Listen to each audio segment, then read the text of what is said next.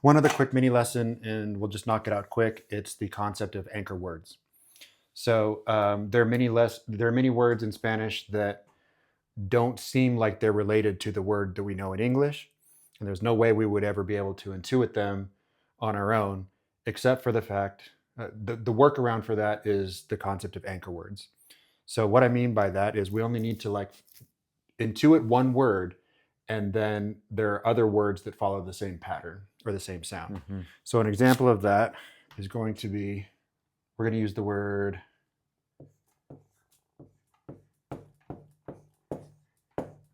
which you might intuit means Difficult. difficult. Pretty simple, right? No es difícil. To know that difícil equals difficult.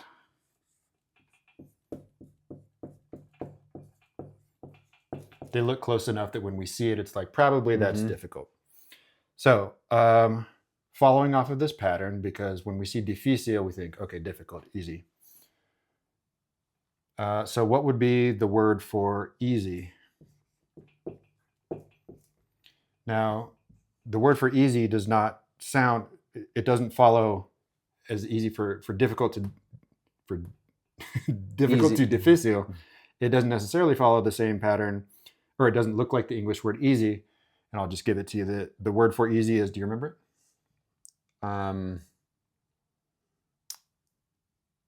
It sounds like difícil. Simplico. No, I don't remember. So you're on the right track. Yeah. But when we ease something for someone, we facilitate. We facilitate it. We facilitate it. So following this difícil. Oh my God. Okay. Fácil. Fácil. There you go. What just happened, you saw with what Jordan just did, was perfect, because what happened is he didn't overthink it. He just threw out a couple of words. And we want to do that. We don't want to sit there and get lost in the, I have to say the right thing. We want to throw out the thing. And once we hear ourselves say it, we're like, that's not quite right. Then we auto-correct until we find the right one. And occasionally I'll give you little clues like facilitate, and then you arrive at fácil, right? So what we want to be doing, that we want to be throwing out stuff, no matter if it's right or wrong, because then we auto-correct once we hear it out loud. Cool. So you did that perfect.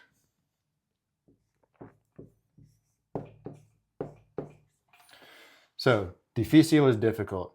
Fácil doesn't look similar, but like the clue that I just gave to Jordan, we can see in fácil, which sounds like difícil, right? They're obviously related words.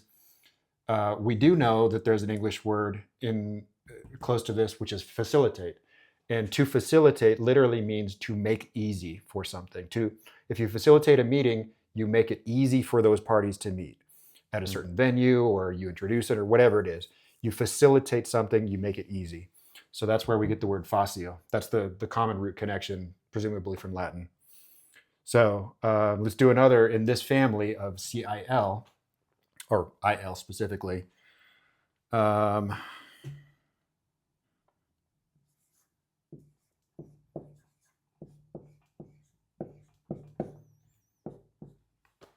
Do you remember it?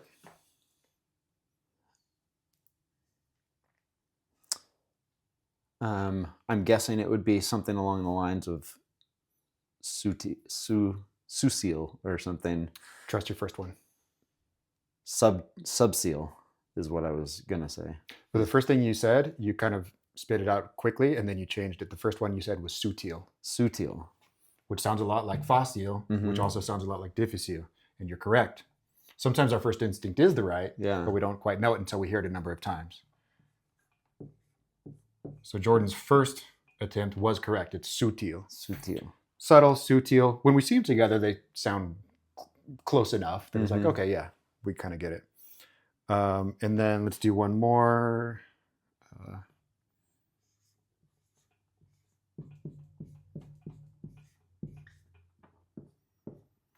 So you can see that all of these words, difficult, easy, subtle, and useful, these are all kind of descriptor words of a certain process. Like mathematics are very difficult. Las matemáticas son muy difícil.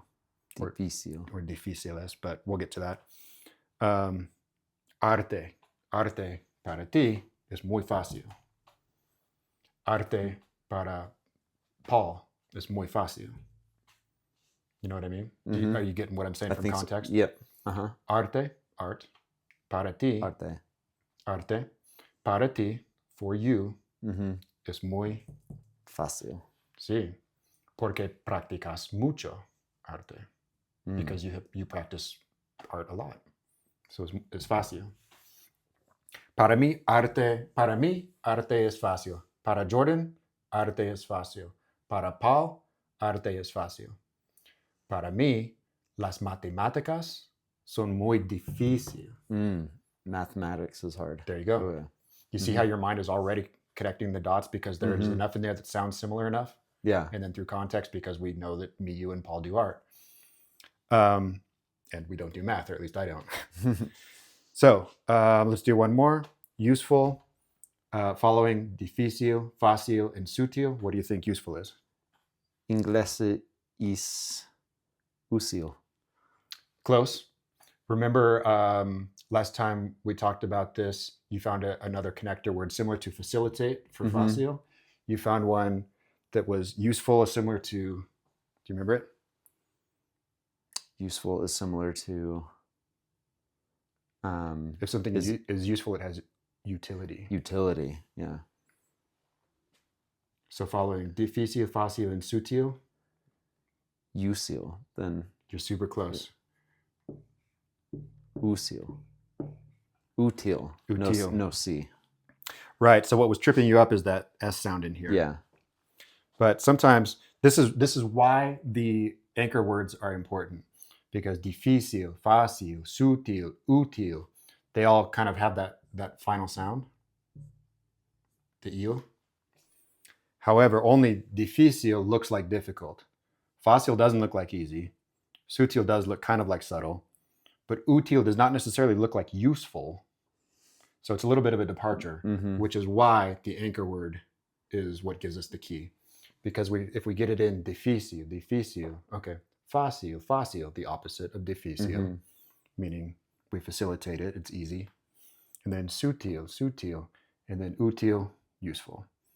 This is what's going to help us when the words don't sound quite as similar. Yeah. Right? So hopefully that makes sense. We'll be talking a lot about anchor words. Another example that you said today, we've all heard of, just in slang, people say absolutamente, Mhm. right? People just tend to say stuff like that. And we know that means absolutely. Sometimes when people are just being playful, instead of saying absolutely, they'll say absolutamente. We've all just kind of heard that. Yeah. So following that's an anchor word. We know that absolutely and absolutamente are the same. So we could follow that same pattern and be like, totally would be Totalmente. totalmente, muy bien, totalmente. Completely would be Completamente. very, very close. Mhm. Completamente. Completamente. And they'll make more sense as we write them on the board, which we'll do Mhm. in class. But that's another anchor word, right? So we did absolutamente, totalmente, completamente. And there's a ton of words that end with ly, L-Y, in Mhm. English that we just put mente on there. And it sounds a little cooler. And it sounds cool. It's cooler, right? Yeah. And we've all kind of said it playfully in slang. Mm-hmm. So that's pretty familiar for us. Yeah. And we know that absolutamente is absolutely, so we can just apply that to any time we want to say totally, correctly, independently, correctly, correctamente, Mm-hmm. independently, independientemente, which is, don't worry about those long ones. We'll go through that trick. I showed you that one a while back, but we'll Mhm. revise it, review it.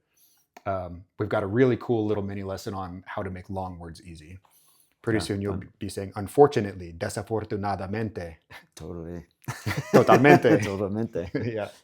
So that's the quick dirty lesson on the anchor words. In this case, we're using difícil to get fácil, sutil, and útil for difficult, easy, subtle, and useful. Jordan es muy útil a su trabajo. He's very useful to any employer at his work, right? Mm-hmm. So if somebody was recommending Jordan for a job, Jordan, muy útil, very useful for any production, right? So útil can be used as, to describe a person, right? Yeah. So, yeah. hopefully that makes sense. Any questions on that? All seem pretty straightforward. Yeah. Hopefully that makes sense to you guys who are watching. And call it good? Great. All right. Awesome. Muy bien. Muy bien. Fácil, fácil, fácil.